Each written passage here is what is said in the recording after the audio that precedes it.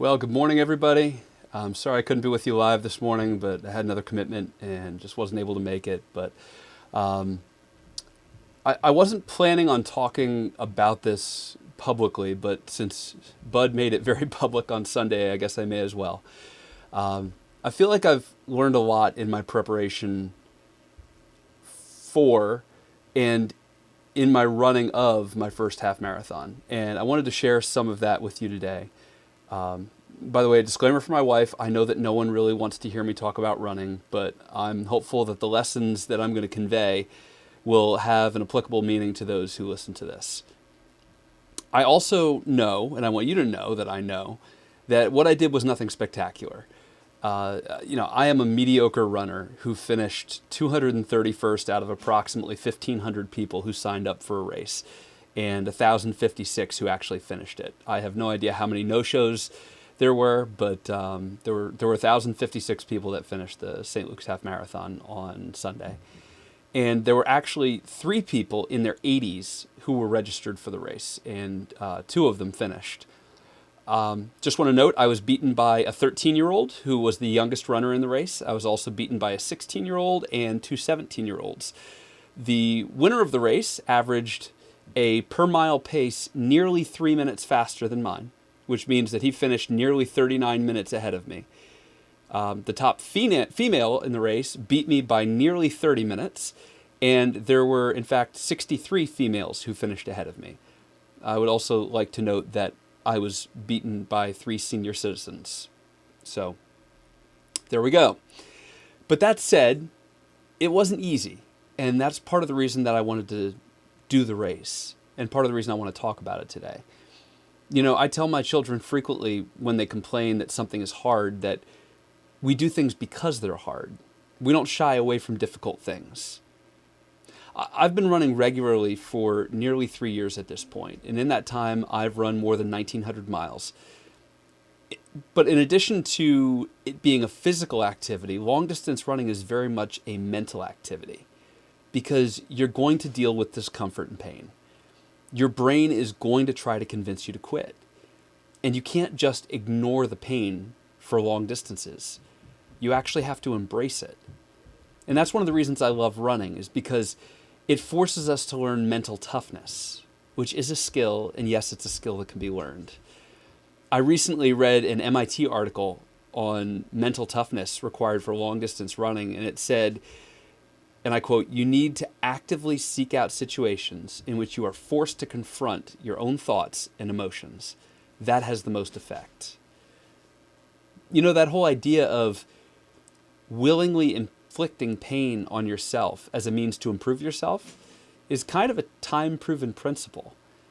In Romans chapter 5, verses 3 and 4, Paul said, "Not only so, but we also glory in our sufferings, because we know that suffering produces perseverance, perseverance character, and character hope." You know, it's interesting. The Bible talks a bunch of times about running. There are really 2 passages that come to mind specifically when it talks about it. In Hebrews chapter 12, verses 1, this is right after Hebrews 11, which is the Faith Hall of Fame. So he talks about all these people who lived by faith and did all these really difficult things in the midst of really trying circumstances. And Hebrews 12:1 says, "Therefore, since we're surrounded by such a great cloud of witnesses, let us throw off everything that hinders and the sin that so easily entangles, and let us run with perseverance the race marked out for us."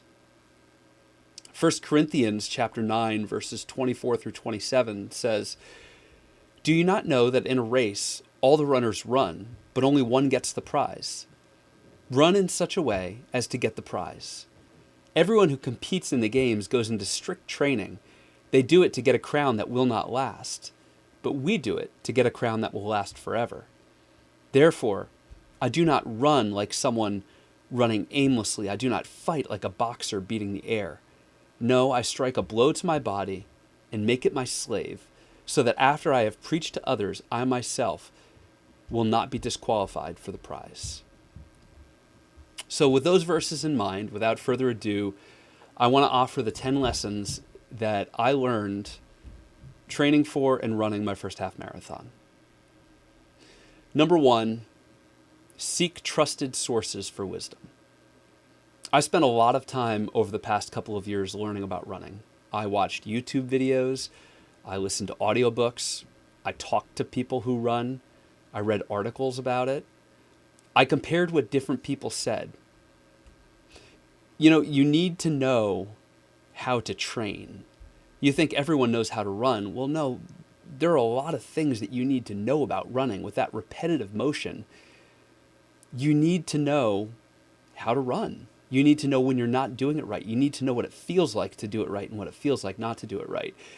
You need to know how to recover from injuries, when to push it and when not to. You need to know how to race.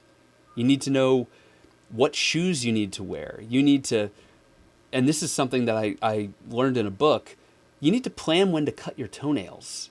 Because you really should not be cutting your toenails within a few days of a race. It really should be a week before, because if you happen to cut something too short and then you go try to run a bunch of miles with your toenail too short, it could be really painful. Sorry, I know that's gross.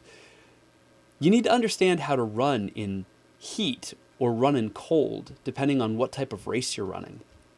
You need to know how to properly run on a treadmill while avoiding injury, which is something that when the weather gets really bad and it's snowing and it's just not safe to be running out on the road, is something that comes in really handy. You need to know not to try anything new on race day. Don't do something that you haven't done before. Don't eat a breakfast that you haven't eaten prior to running before. You need to know that you need to practice your routine. If you're not normally a morning runner and your race is in the morning, then you better do some morning running before the race, because your body is going to respond differently. There are all kinds of things that you need to know if you're preparing for a race. And seeking wisdom from the people who have done it before, well, finding those trusted sources of wisdom in life is kind of key. Number 2, be prepared. I had a bunch of things that I needed to make sure that I remembered for my race. Obviously I needed my running shoes. You don't want to run in shoes that aren't your running shoes. They'll rub up against your feet. Running shoes need to be a little bit bigger so that your feet can swell and can expand and they're not rubbing up against them. I wear ankle braces when I run because I have some problem with inflammation in my ankles. So I needed to make sure I remembered those. I had to make sure I remembered my race bib and my safety pins. I knew I was going to be outside, and if I didn't have Vaseline on my lips, that I would lick my lips and I would end up drying my mouth out more, and that my lips would end up being chapped. So I had to remember to put Vaseline on my lips. I had to make sure that I hydrated the day before. I had to be careful about what I ate. You don't want to eat something the day before that might not agree with you on race day, that's still sitting in your gut or sitting somewhere else inside your body. You also need to make sure that you don't run out of energy in the race. At my weight, a half marathon burns over 1,900 calories, but starting with a full stomach would be an awful idea. So you have to figure that out. How can you make sure that you have enough calories inside you at that moment that you can do that 1,900 calorie burn over the course of the 13.1 miles, but that you're not going to feel sick to your stomach?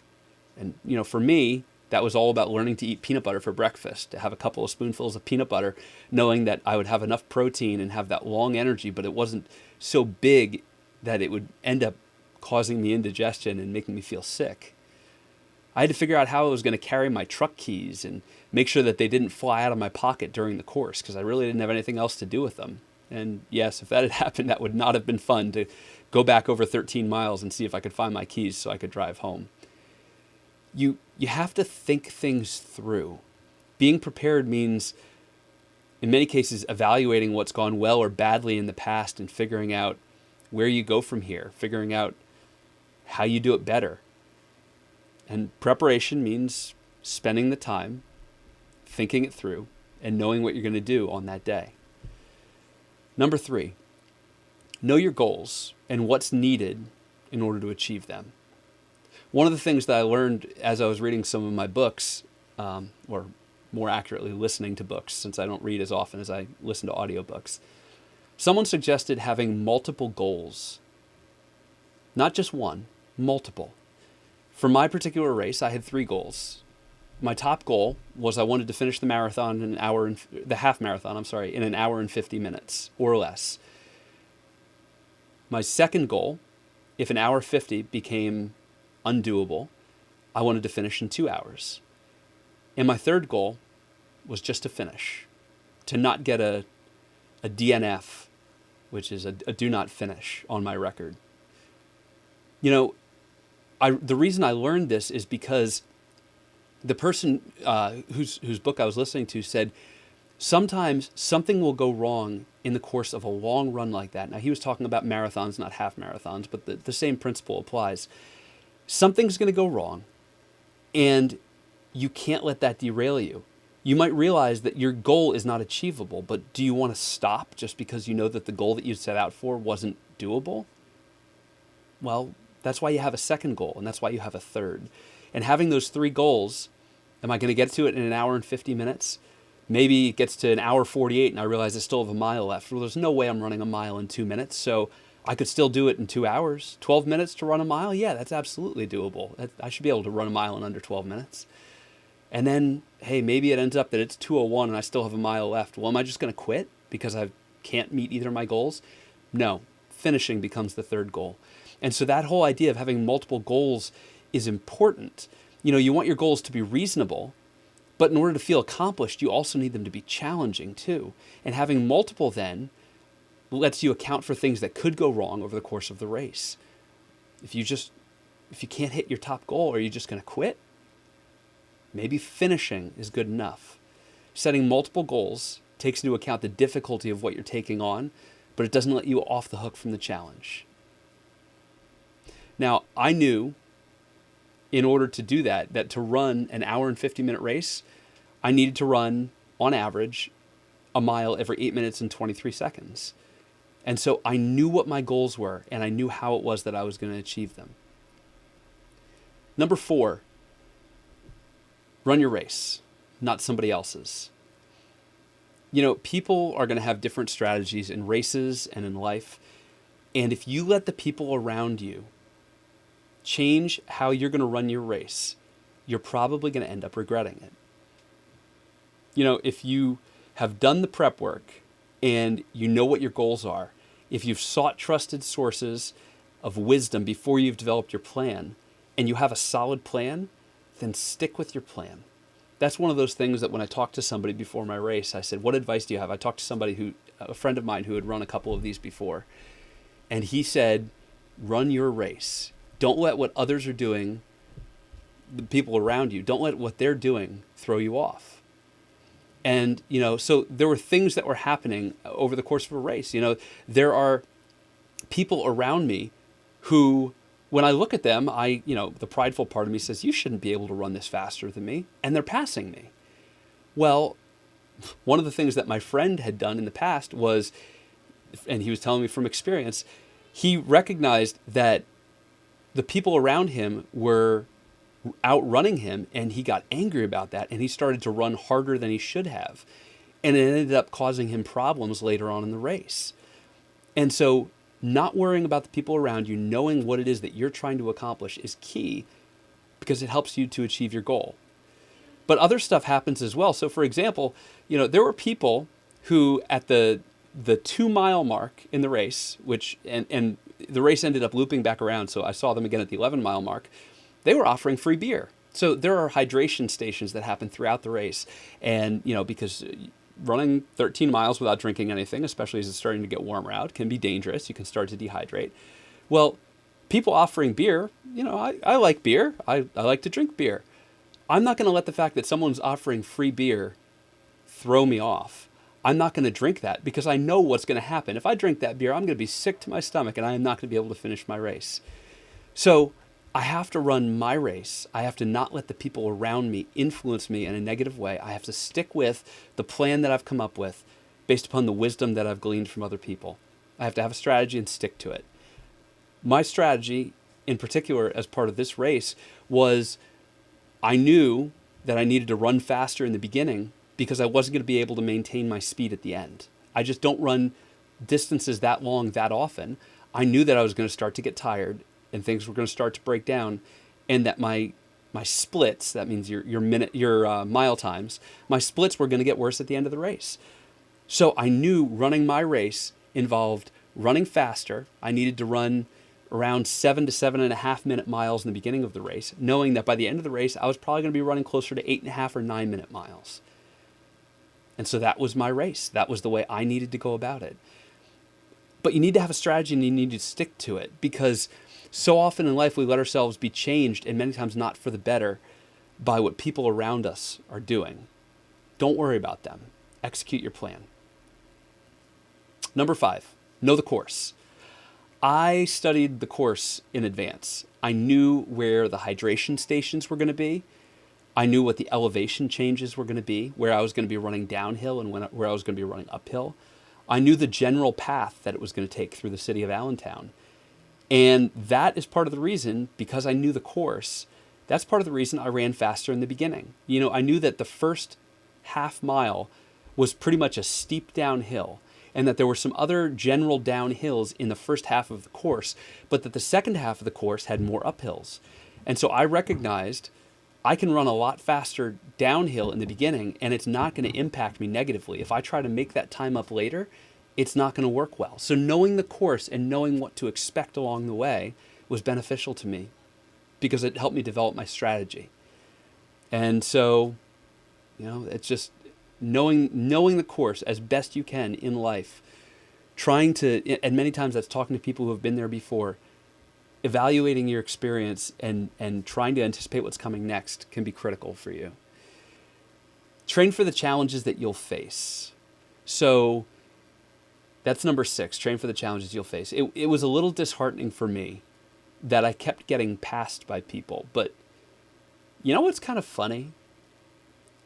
There weren't a whole lot of hills on this course, but when I hit them, oftentimes I blew right by the people who had just passed me a few hundred feet before. Why is that? Well, because where I live, there are a lot of hills, and it's almost impossible for me to run near my house without running hills. And some of them are fairly steep. And my body is used to running hills. A lot of people, where they live on flat land, and there aren't a whole lot of hills around. Or some people will purposely run in order to avoid the hills. And you can tell in a race like that it comes to their detriment that they have not practiced the hills. You know, I've got this loop near my house. It's about 3/4 of a mile away. And then there's a 4-mile loop that I run. And oftentimes when I go and I run that, you know, it's 0.8 miles to get there, and then it's a 4-mile loop, and then obviously 0.8 miles to get home. But that 4-mile loop, the first 2 miles of it is downhill. And the other 2 miles on the second half of the loop, it's either flat or uphill, and the majority of it's uphill. And there's actually one particular hill that's about a 7% grade, and it goes for over a 1/4 mile. And that hill is brutal. My legs and my hips burn by the time I get to the top. But I've spent enough time training hills that when I hit them in the race, they were no problem at all.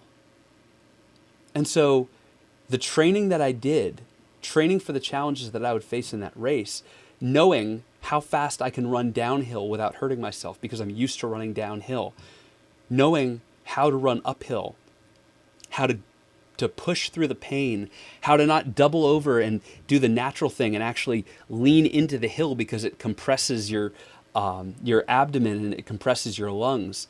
Knowing not to do that, it made it so much easier that those hills in that race were not at all difficult for me. And so a lot of the people who had just passed me, I turned around and I passed them right afterward because I had trained for the challenges ahead of me.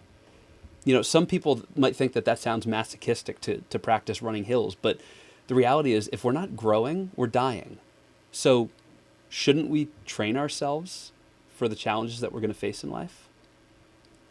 Number 7, expect the unexpected.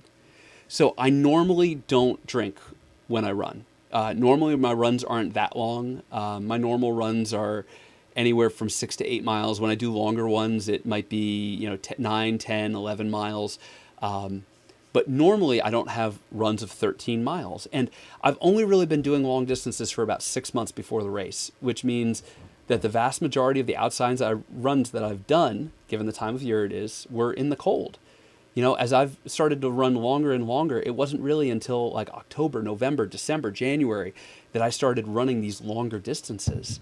In fact, before September 18th last year, the longest run that I'd ever done in my life was 5 miles. But when you're racing, there are these hydration stations. And so I had to, given that I hadn't really prepped for this, which, okay, I probably should take my own advice and I should have prepped for it, but I hadn't really prepped for it. So I needed to figure out how to deal with the hydration stations. Now, I've never done that before. I've seen it in videos where people are running, on the treadmill when I run. Sometimes I'll run with people who are running marathons, and I see how they run by the table and they pick up their drink and how they go about trying to drink it. I've never experienced trying to drink from a cup while running, where the contents of the cup are bouncing and it's difficult to drink. And especially trying to drink Gatorade. And that was actually something interesting that happened to me. Was my first hydration station. I was trying to be careful about how much I was going to drink, because I didn't want to have to pee during the race. And, I did go to the bathroom right before the race, but I was careful how much I was drinking. And I got, about 2 miles into the race, and I was just so thirsty. And so my first hydration station, I grabbed a cup that barely had any water in it. It's just the one that somebody happened to hand to me as I was running by. And when I finished the cup of water, the way that these hydration stations are set up is usually there's a section for water and a section for Gatorade, and sometimes one comes before the other. But by the time I finished it, I was past the water section and I was actually at the Gatorade section, and I was like, well, I'm still thirsty. So I grabbed a Gatorade cup from somebody. And let me just tell you, Gatorade going down the wrong pipe is not fun. And that's the reason why I actually did not take Gatorade at any hydration stations the rest of the race, because as I'm running and you're bouncing and you've got the cup, I got some Gatorade down the wrong pipe, and you have to expect the unexpected is going to happen, and you have to deal with it. The other reason I didn't want to take Gatorade is that I really don't like all the sugar in it. It makes me feel not well. The Gatorade was spilling out and spilling on my hands and making my hands all sticky, which I didn't really like that either. I didn't like the feel of that. And, when you're going to be running for 2 hours, you don't want to be spending, an hour and a half of that having your hands be all sticky. But anyway, so I avoided the Gatorade the rest of the stations. Well, that ended up being a bit of an issue because I wasn't replacing the electrolytes that I was sweating out, which is something that can lead to cramping, and I'll talk more about that in a little bit. Number 8, when necessary, gut it out. I felt a little bit off leading up to the race. I didn't feel sick. I wasn't feeling right. I get cold sores, and I had multiple cold sores in my mouth that were actually like so raw that eating just anything hot in my mouth was tremendously painful.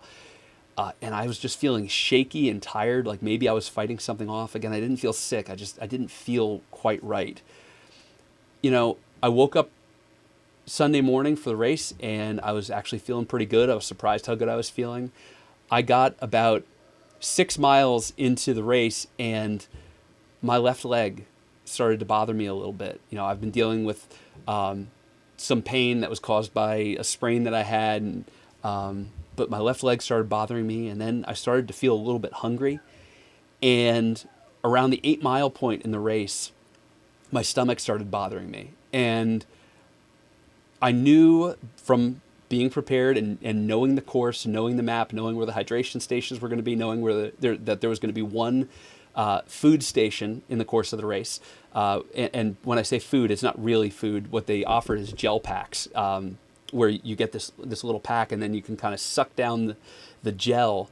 Gels are something that long-distance runners tend to use a lot of, especially if you're doing ultra marathons. When you start running 50, 75 miles or 100 miles at a time, that these gel packs are something that's necessary because you're just burning far too many calories. But I knew that when my stomach started bothering me that I could not eat a gel pack that they were giving away at mile 9. And when I was hungry, I was tempted to do it. But knowing that you shouldn't do anything on race day that you have never done before, and just knowing my body, I knew that I had to suck it up. I just had to get to the finish. I could eat at the finish, but I just needed to keep going. I had 4 miles to go. Well, around mile 11, my legs were just hurting. I could tell my stride was breaking down. Things were not going well. And, it's funny because that was right around the point where my wife and kids showed up along the route. They knew that there were some places that they could potentially get along the route. And right around mile 11, they showed up and they cheered for me and they yelled for me. And I've seen the video that my wife took from there, and my form did not look good. I can tell by watching the video that I was not running well at that point. It was obvious that I was hurting. But with 2 miles to go, there was nothing to do other than just sucking it up. And, I got to the point with about a half mile to go in the race where my left hamstring started cramping.